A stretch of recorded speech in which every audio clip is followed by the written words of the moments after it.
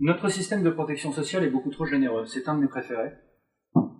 Les dépenses de santé en France, pareil, parce que c'est surtout ça qui est visé, sont grosso modo à 11% du PIB, à la bouche, par an.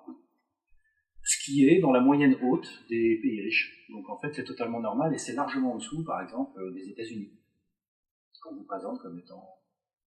Donc, vous voyez, ça aussi, c'est quand même intéressant de voir que vous entendez ça tout le temps, et c'est même pas que c'est approximatif ou discutable, c'est juste que c'est faux. La sécurité sociale est en déficit à cause de ceux qui profitent de son excessive générosité. Vous avez tous entendu ça.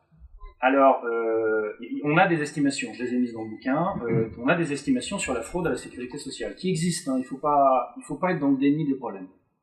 Je vous recommande vraiment de ne pas être dans le déni des problèmes, en disant mais non, c'est pas vrai, ça n'existe pas, et là vous êtes coincé, ah si ça existe, et c'est cuit, c'est fini.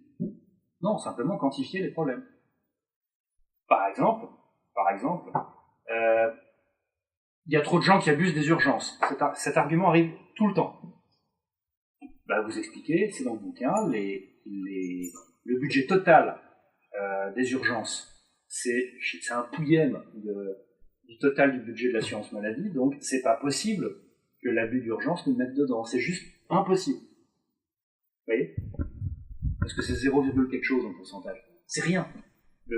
Les dépenses pour que les urgences existent, c'est rien par rapport aux dépenses totales d'assurance maladie, donc c'est pas ça le problème. Et la source principale de fraude à plus des 2/3, c'est pas les patients, c'est pas vrai.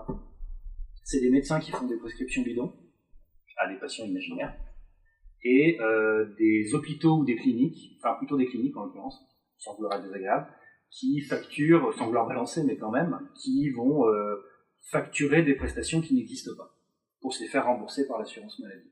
Donc c'est ce genre de choses, à plus des 2/3. Donc quand on vous dit « Ah, les salauds d'assurés », enfin vous voyez, toujours le tricheur, le fraudeur, etc., etc. Je vais finir en 2 phrases. En 2 phrases. Donc, primo, des contraintes de temps m'obligent à ne pas aller plus loin dans mon raisonnement. Phrase 1. Phrase 2, tout le reste est dans le bouquin. Voilà.